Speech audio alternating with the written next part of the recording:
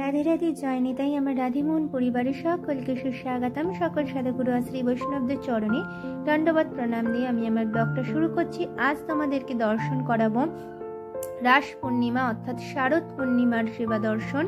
এই রাসের কিছু কথা তোমাদেরকে বলবো, আর পরে তোমাদের অন্য একটি ব্লগে আমি পুরো বিস্তারিত আলোচনা করব। এখানে দেখো ছোট্ট করে একটু বলছি, রাস শব্দটি এসেছে রস থেকে। রস হলো আনন্দ, দিব্য অনুভূতি, দিব্য প্রেম। আর তোমাদেরকে বলি লীলার অর্থ হলো নিত্য। ঠিক আছে, ঈশ্বরের সাথে আত্মার মিলনই হলো রাস। এখানে যে শ্রীবৃন্দাবন ধামে ভগবান শ্রীকৃষ্ণ ও তার সব থেকে আপন প্রিয়জন রাধারানী এবং অনন্ত গোপীগণের সঙ্গে গোপিনীদের সঙ্গে যে নিত্য দিব্য আনন্দ অনুভূতি তাদেরকে দিয়েছিলেন সেটি রাস নামে পরিচিত।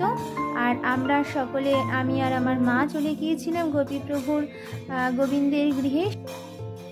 গোবিন্দের গৃহে এত সুন্দর রাস প্রভু রাধা মাধবের কৃপায় আয়োজন করেছিল, রাসের কুঞ্জন সাজিয়েছিল, সমস্ত গোপীগণ যে নৃত্য করছিল সেই সেবা দর্শন, সেই সমস্তটা তোমাদের সাথে আমি ভাগ করে নেব। আমাদের সাথে থেকো, পাশে থেকো, আর লাইক কমেন্ট শেয়ার করে জানিও তোমাদের কেমন লাগলো। আর অবশ্যই কিন্তু তোমরা সকলে সেবার সাথে যুক্ত থেকো। জয় রাধে, জয় জয় রাধে শ্যাম। আমাদের পরবর্তী ব্লগে আমি বলবো, চেষ্টা করব বলার যে রাস ছেড়ে ভগবান শ্রীকৃষ্ণ কেন চলে গিয়েছিল সেটা ছোট করে তোমাদেরকে জানিয়ে দেব। তোমরা কিন্তু অবশ্যই শেয়ার করো আমার ব্লগগুলো।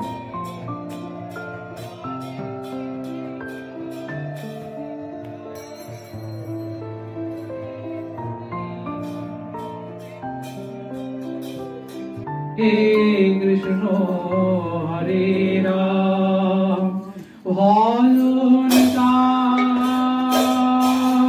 গুণ রাধে শ্যাম। হরে কৃষ্ণ হরে রাম ভজনতাই গুণ রাধে শ্যাম।